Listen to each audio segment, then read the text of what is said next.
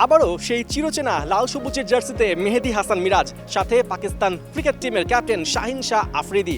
দীর্ঘ 11 বছর পর ঢাকায় দুই দল ওয়ানডে সিরিজ খেলতে নামছে।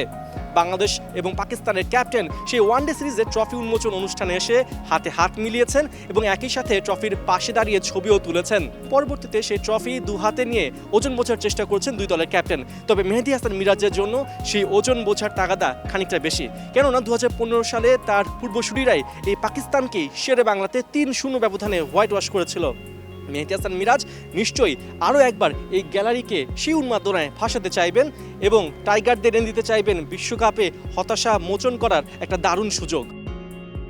আমার কাছে মনে হয় প্রত্যেকটা প্লেয়ার অনেক ফ্রেশ এবং মেন্টালি অনেক প্রিপারেশন নিয়েছে এবং আমরা এই সিরিজের আগে আমরা দেখেন যে আমরা অনেকগুলো ওডিআই ম্যাচও খেলেছি। সো আমার কাছে মনে হয় প্রিপারেশন ওয়াইজ আমরা অনেক ভালো প্রিপারেশন নিয়েছি।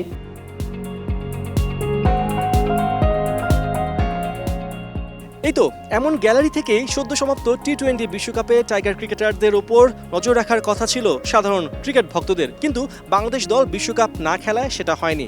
তাই টাইগার ভক্তদের ফোকাসটা এখন 2027 ওয়ানডে বিশ্বকাপে। 27 সালের ওয়ার্ল্ড কাপের আগে আমাদের অনেকগুলো ওডিআই ম্যাচ আছে। সো আমরা ম্যাক্সিমাম ম্যাচ যদি আমরা ট্রু উইকেটে খেলতে পারি, সো আমাদের এখানে একটা ভালো এক্সপিরিয়েন্স হবে এবং আপনার অ্যাট দ্য সেম টাইম আপনার মনেও রাখতে হবে যে আমাদের কিন্তু কোয়ালিফাইও করতে হবে।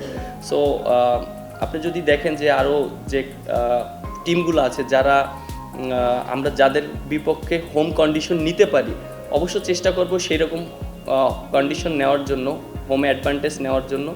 আর এট দ্য সেম টাইম আমাদেরকে ওইটাও মাথায় রাখতে হবে যে ম্যাক্সিমাম ম্যাচ যাতে আমরা ট্রু উইকেট এবং ভালো উইকেটে খেলতে পারি।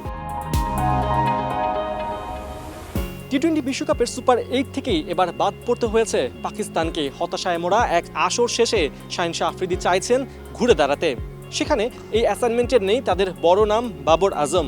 তবে নতুন 6 অভিষিক্ত ক্রিকেটারকে নিয়ে বাংলাদেশকে চমকে দিতে চাইছেন শাহিন আফ্রিদি। এক্ষেত্রে তার তুরুপের তাস হতে পারেন শাহিজাদা ফারহান, যিনি এবারে টি-20 বিশ্বকাপে সর্বোচ্চ রান করার রেকর্ড গড়েছেন।